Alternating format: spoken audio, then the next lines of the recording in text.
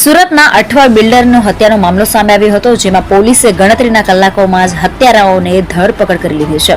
પૈસાની લેતી દેતીમાં બિલ્ડરની હત્યા કરાઈ હોવાનું હાલ બહાર આવી રહ્યું છે અને નમાઝ અદા કરીને બહાર નીકળેલા આરિફ કુરેશી નામના બિલ્ડરની જાહેરમાં હત્યા કરાઈ હતી. ઘટનાને અંજામ આપી આરોપીઓ ફરાર થઈ ગયા હતા.